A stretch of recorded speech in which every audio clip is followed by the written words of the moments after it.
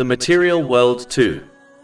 In a narration found in Sahih Bukhari, number 6416, the Holy Prophet Muhammad, peace and blessings be upon him, once advised Abdullah bin Umar, may Allah be pleased with him, to live in this world as a stranger or a traveler. And Abdullah bin Umar, may Allah be pleased with him, used to advise that when a person reaches the evening, they should not expect to be alive in the morning. And if they reach the morning, they should not expect to be alive in the evening. And that a Muslim must make use of their good health before they encounter sickness, and make good use of their life before their death. This narration teaches Muslims to limit their hopes for a long life. Hopes for a long life is the main cause of failing to prepare for the hereafter, as it encourages one to dedicate their complete effort to the material world, as they are convinced they have plenty of time to prepare for the hereafter.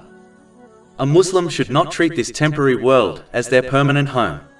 Instead, they should behave as someone who is about to depart it, never to return. This would inspire one to dedicate the majority of their efforts in preparing for their final destination, namely, the hereafter, and to limit their efforts in obtaining the material world which is beyond their need and responsibilities.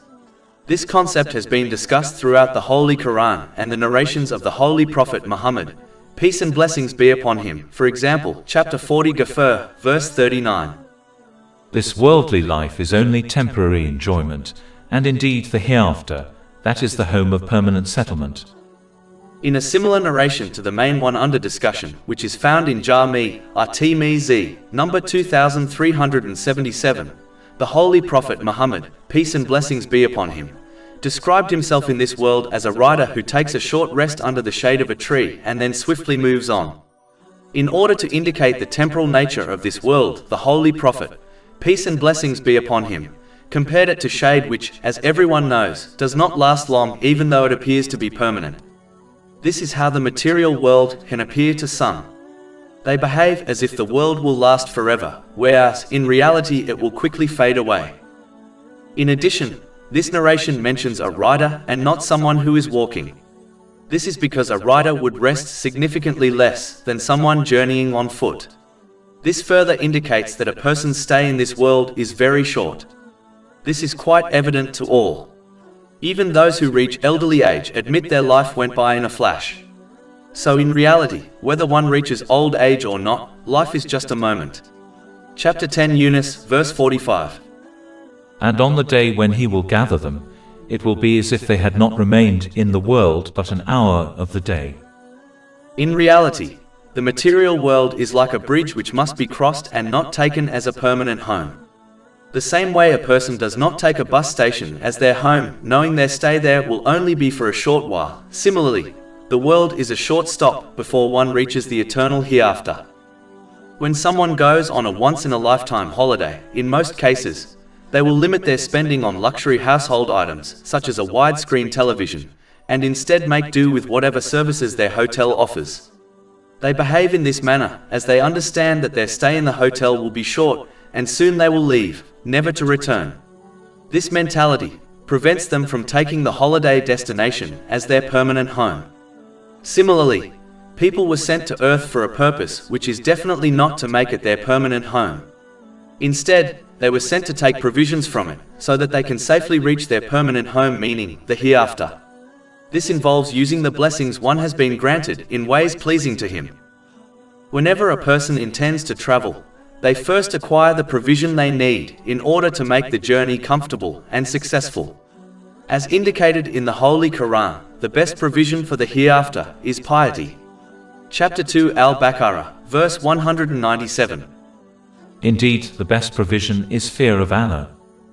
This is when a Muslim fulfills the commands of Allah, the Exalted, refrains from his prohibitions, and faces destiny with patience according to the traditions of the Holy Prophet Muhammad, peace and blessings be upon him, believing he only chooses what is best for his servants. Other provisions, such as food, are required in order to complete the journey from the world to the hereafter. But the provision which should be prioritized is piety, as it is the only provision which will benefit someone in both this world and the next. It leads to peace in this world and in the next. Chapter 16 An-Nahl, verse 97. Whoever does righteousness, whether male or female, while he is a believer, We will surely cause him to live a good life, and we will surely give them their reward in the hereafter according to the best of what they used to do. As the material world is not the permanent home of a person, they should therefore act on the main narration under discussion, and either live as if they were a stranger or a traveler. The first state of being a stranger is someone who does not attach their heart and mind to their temporary home.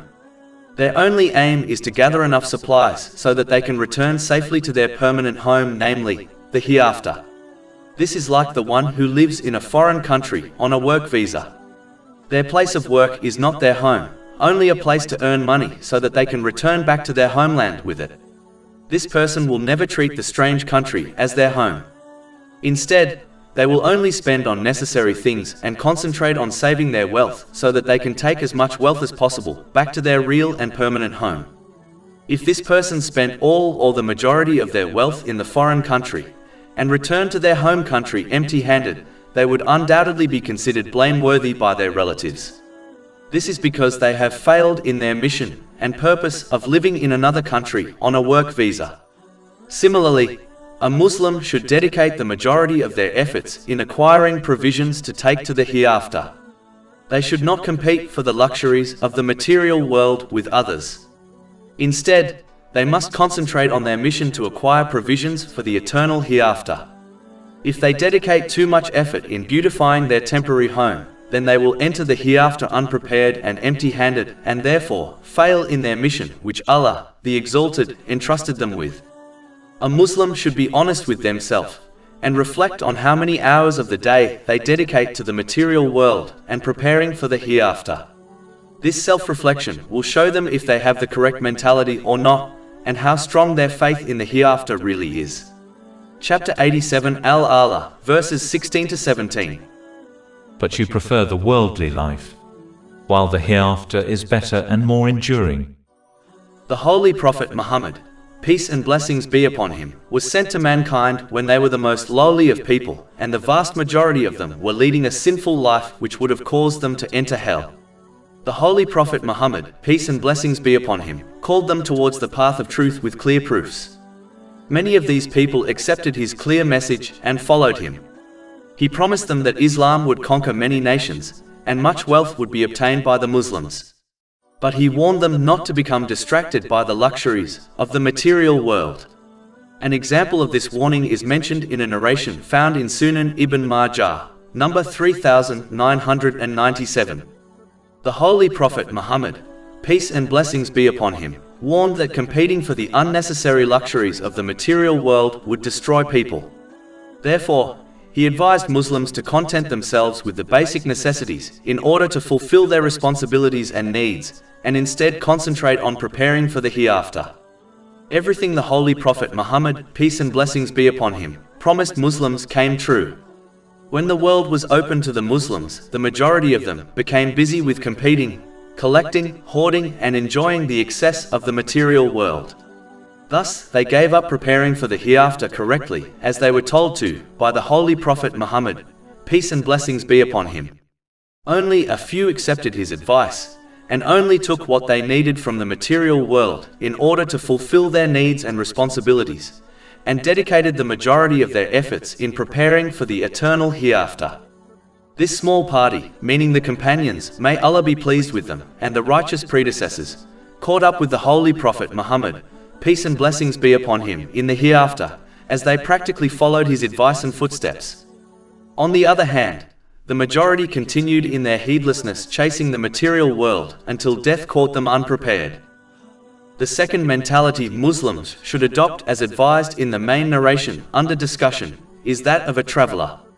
This person does not observe this material world as their home and instead journeys towards their true home, meaning the hereafter. This mentality is similar to a backpacker who may sleep over in different cities, but never regards them as their home. The only provision they take with them is what they can carry, meaning the essentials. This includes the things they need to survive and will help them reach their destination safely. A backpacker would never pack unnecessary items, knowing that these things will only be a burden for them. Nor will they fail to pack the essentials needed to complete their journey safely. Similarly, An intelligent Muslim only collects the deeds from this material world in respect to actions and speech which will help them reach the hereafter safely. They will turn away from all actions and speech which will become a burden for them in both this world and the next.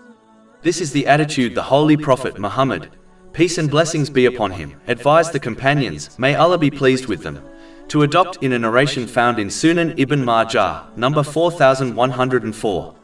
Chapter 18 Al-Kahf, verses 7-8. Indeed, we have made that which is on the earth adornment for it, that we may test them as to which of them is best indeed. And indeed, we will make that which is upon it into a barren ground. A Muslim must understand that the day and night are only brief stages in which people travel through, stage by stage, until they reach the hereafter. Therefore, they should use each stage by sending ahead provision to the hereafter in the form of righteous deeds. They must constantly be aware that their journey will end very soon, and they will reach the hereafter. Even if the journey looks long, it will ultimately feel like a moment. So one should make it a moment of obedience before it ends while they are unprepared. Chapter 10 Yunus, verse 45. And on the day when he will gather them, it will be as if they had not remained in the world but an hour of the day. With every breath one takes, they are moving towards the hereafter while leaving the world behind.